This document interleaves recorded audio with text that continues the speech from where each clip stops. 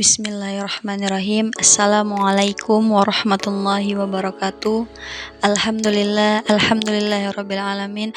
Wassalatu wassalamu ala asrofil anbiya'i wal mursalin wa ala alihi washabihi ajmain, amma ba'du.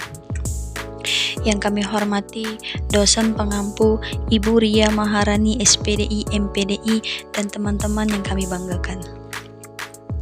Baiklah, sebelum memasuki pembahasan ini, izinkan kami sedikit berpantun. Donat kemarin terasa basi, sudah hilang semua nutrisi. Beri waktu kami untuk presentasi, mohon dengarkan walaupun lagi frustasi. Kami dari kelompok 12 ingin mempresentasikan makalah kami yang berjudul Pengembangan dan Penerapan Strategi Pembelajaran dengan makalah, metode, dan strategi pembelajaran PAI. Baiklah, pembahasan pertama yang akan dibahas oleh teman kami yaitu Nadira Tunisa. Kepadanya kami persilahkan.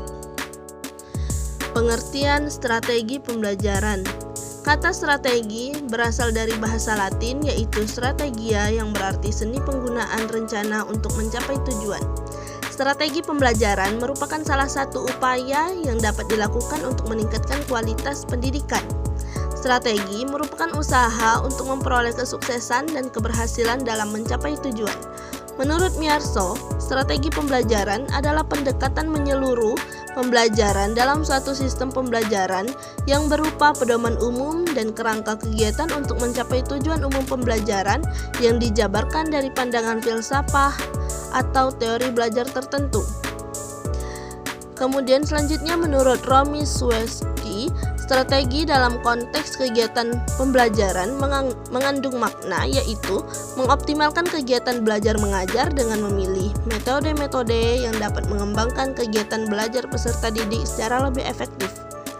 Menurut Bobby DePorter, strategi pembelajaran menyenangkan adalah strategi yang digunakan untuk menciptakan lingkungan belajar yang efektif, menerapkan kurikulum, menyampaikan materi, dan memudahkan proses belajar. Definisi di atas didukung oleh pendapat Burke yang pernyataan yang lebih lengkap bahwa pembelajaran yang menyenangkan adalah pola berpikir dan arah berbuat yang dapat diambil guru dalam memilih dan menerapkan cara penyampaian materi, sehingga mudah dipahami siswa dan memungkinkan tercapainya suasana pembelajaran yang tidak membosankan bagi siswa. Kedua pendapat di atas mengungkapkan bahwa strategi pembelajaran menyenangkan merupakan upaya guru untuk menciptakan suasana menyenangkan dalam pembelajaran, sehingga pembelajaran menjadi lebih efektif. DePorter, Redron, dan Singer menambahkan dengan uraian yang terinci bahwa strategi pembelajaran yang menyenangkan adalah kemampuan untuk mengubah komunitas belajar menjadi tempat yang meningkatkan kesadaran, daya dengar, partisipasi, umpan balik, dan pertumbuhan, di mana emosi dihargai. Menciptakan suasana belajar yang menyenangkan, menurut DePorter dan kawan-kawan, adalah konteks menata panggung belajar yang terkait dengan 4 aspek. Yang pertama yaitu suasana, kemudian yang kedua adalah landasan, yang ketiga lingkungan, dan yang keempat adalah rancangan. Satu di antara 4 konteks panggung belajar yang dijelaskan DePorter dan kawan-kawan di atas mencakup suasana kelas, bahwa yang dipilih, cara menjalin rasa simpati dengan siswa, dan sikap terhadap sekolah serta belajar dalam suasana penuh kegembiraan. Jadi, suasana yang penuh dengan kegembiraan itu cenderung membawa kegembiraan pula dalam belajar. Oleh karena itu, menurut DePorter dan kawan-kawan, jika spek ini ditata dengan cermat, suatu keajaiban akan terjadi. Konteks itu sendiri benar-benar menciptakan rasa saling memiliki yang kemudian akan meningkatkan rasa yang amat menyenangkan.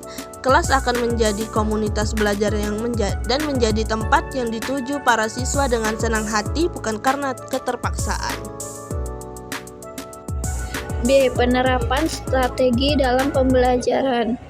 Pada dasarnya, tahapan dalam proses belajar mengajar meliputi tahapan persiapan, tahap pelaksanaan, dan tahap evaluasi serta tindak lanjut.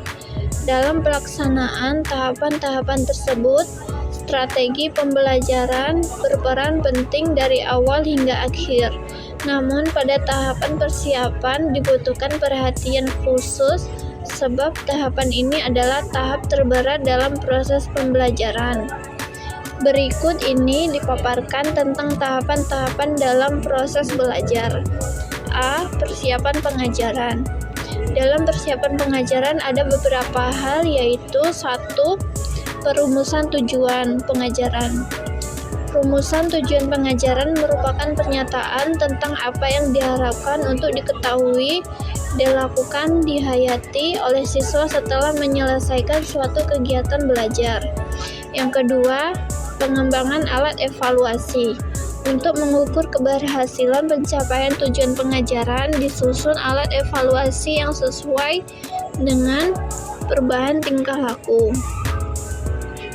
3. Analisis tugas belajar dan identifikasi kemampuan siswa.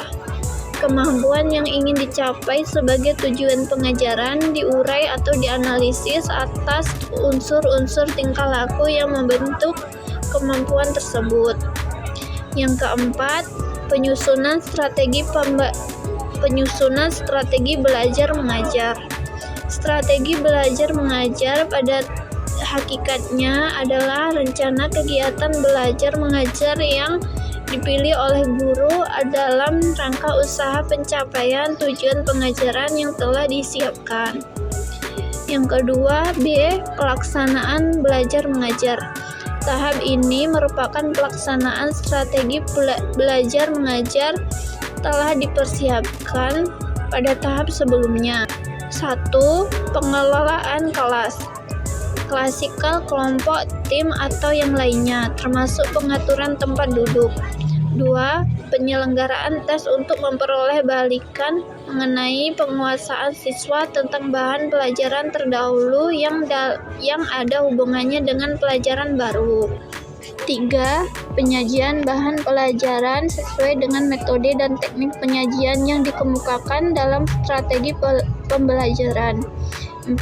Pemberian motivasi dan penguatan. 5. Monitoring proses belajar mengajar. C. Evaluasi hasil dan program belajar. Tahap kegiatan ini dimaksudkan untuk memperoleh balikan tentang hal-hal berikut. 1. Taraf pencapaian tujuan pengajaran.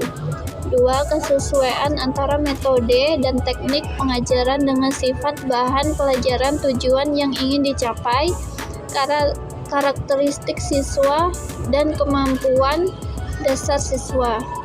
3. Keberhasilan program dalam pencapaian tujuan program. 4.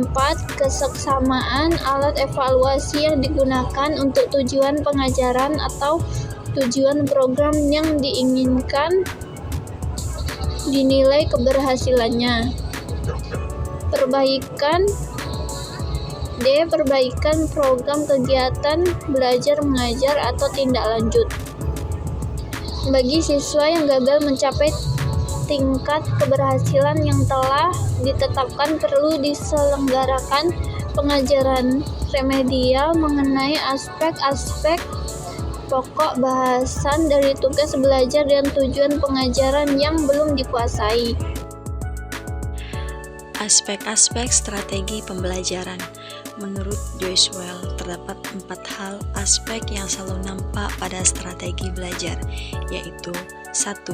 Syntax atau sintaksis.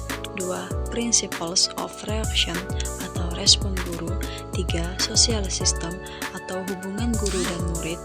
4. Support system, sistem penunjangan. Baiklah, terima kasih kepada teman-teman yang telah mendengarkan video kami. Itulah presentasi dari kami.